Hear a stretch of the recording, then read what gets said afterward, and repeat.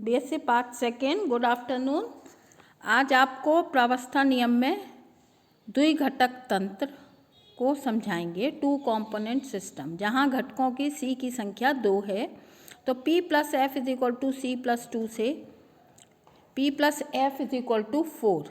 इसमें दो संभावनाएं होती हैं। पहली, किसी भी तंत्र में प्रावस्थाओं की न्यूनतम संख्या 1 होगी ही, तो डिग्री ऑफ फ्रीडम का मान अधिकतम कितना होगा? 3, और 3 होंगे ताप, दाब और संगठन। दूसरा पॉइंट है कि यदि F का न्यूनतम मान हम जानते हैं 0 हो सकता है, तो एक ही बिंदु पर 4 प्रावस्थाएं अधिकतम संख्या में हो सकती हैं। अब इसका उदाहरण है ठोस द्रव साम्य। इसे हम कहते हैं कंडेंस सिस्टम या संघनित तंत्र। द्विघटक तंत्र आरेख प्रदर्शित करने के लिए यह आवश्यक है कि 3 चर ताप, दाब और संगठन में से किसी एक को स्थिर रखा जाए। ठोस द्रव साम्य में तंत्र पर दाब का प्रभाव उपेक्षणीय है, अतः साधारण वायुमंडलीय दाब पर हम खुले बर्तन में साम्य का अध्ययन कर सकते हैं। ऐसी स्थिति में चूंकि हम एक चीज़ को खुद स्थिर कर रहे हैं, तो इसमें मर्यादित प्रावस्था नियम का उपयोग करते हैं। तो इसमें इसका रूप हो जाता है P plus F is equal to C plus 1। तो द्विघटक तंत्र के लिए C का मान 2 है, ठीक है, और आपका P प्लस एफ का योग 3 हो जाएगा। तो इसमें अगर P का न्यूनतम मान 1 है तो डिग्री ऑफ फ्रीडम की अधिकतम संख्या 2 होगी, और यदि F का मान 0 है तो P का मान अधिकतम 3 होगा। इसका उदाहरण दे रहे हैं हम आपको। ठोस द्रव तंत्रों में दाब को स्थिर रखा जाता है तथा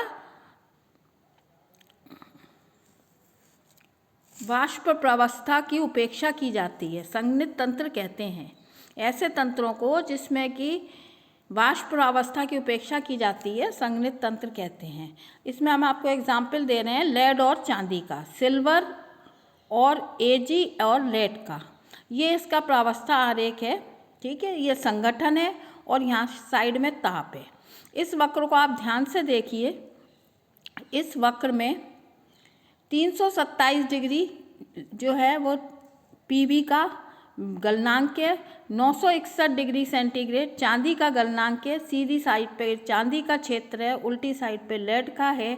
और जब हम इन दोनों को मिला देते हैं तो ये दोनों मिलके कोई मिश्र धातु नहीं बनाती, बल्कि एक द्रव के रूप में आ जाती हैं, जिसे हमने लिक्विड L से दिखाया गया है। और एक ये लाइन बनी है 303। ये 303 डिग्री सेल्सियस वो टेम्परेचर है जिसके नीचे लेड, सिल्वर और इनका जो विलयन है वो ठोस अवस्था में मिलता है, और 303 डिग्री सेल्सियस से ऊपर ये द्रवित अवस्था में मिलता है। सीसा और चांदी पिघली हुई द्रव अवस्था में पूर्णतः एक दूसरे में समांगी मिश्रण बनाते हैं। इसे L द्वारा प्रदर्शित किया गया है। इस तंत्र में प्रमुख लक्षण निम्न है। पहला, वक्र PE तथा वक्र QE एक चर तंत्र को प्रदर्शित करते हैं।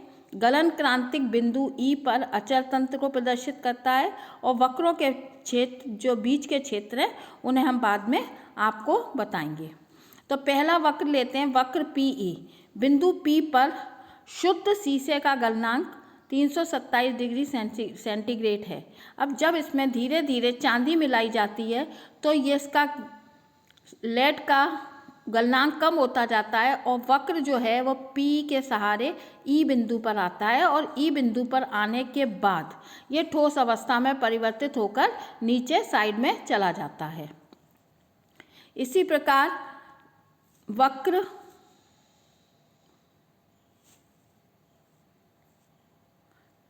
PEE की ओर बढ़ता है। वक्र पर दो प्रावस्थाएं लेड और द्रव साम्य में रहते हैं, अतः ये एक चर तंत्र को प्रदर्शित करता है। E पर विलयन चांदी से संतृप्त हो जाता है, और अधिक चांदी मिलाने पर यह ठोस चांदी के रूप में नीचे पृथक हो जाती है।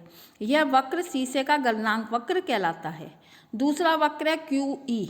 बिंदु Q शुद्ध चांदी का गलनांक 961 डिग्री सेंटीग्रेड पर है। शुद्ध चांदी में जब लेड मिलाते हैं तो उसका गलनांक कम होता है, और ये भी वक्र QE के सहारे E बिंदु पर पहुंचता है, और E बिंदु पर चांदी जो है वो लेड से संतृप्त हो जाती है, और जो बचा हुआ लेड होता है वो नीचे चला जाता है, और जो है वहाँ पर, और दोनों ही ठोस अवस्था में परिवर्तित हो जाते हैं। अतः इस वक्र पर भी दो प्रावस्थाएं रहती हैं, एक तो सिल्वर सॉलिड में और दूसरी द्रव अवस्था में, और ये भी, इसमें भी F का मान 1 होता है और ये एक चर तंत्र को प्रदर्शित करता है। इसे भी हम चांदी का गलनांक वक्र कहते हैं। वक्र E, गलन क्रांतिक बिंदु E, दोनों वक्र QE और PE बिंदु E पर मिलते हैं। इस बिंदु पर तीन प्रावस्थाएं PB solid, lead silver solid तथा द्रव साम्य में रहते हैं, तब P = 3 और C = 2, तो F का मान 0 है। अचर तंत्र है। यह निश्चित ताप 303 डिग्री सेंटीग्रेड तथा निश्चित संगठन 2.6% सिल्वर पर ही अस्तित्व में रहेगा। इसे गलन क्रांतिक बिंदु कहते हैं। इस ताप के नीचे द्रव तथा दोनों धातुएं ठोस अवस्था में रहती हैं। इस ठोस मिश्रण को, जिसका कि निश्चित संगठन है और गलनांक न्यूनतम है, गलन क्रांतिक मिश्रण कहते हैं। गलन क्रांतिक मिश्रण के निश्चित ताप को गलन क्रांतिक ताप तथा संगठन को गलन क्रांतिक संगठन कहते हैं। Thank you.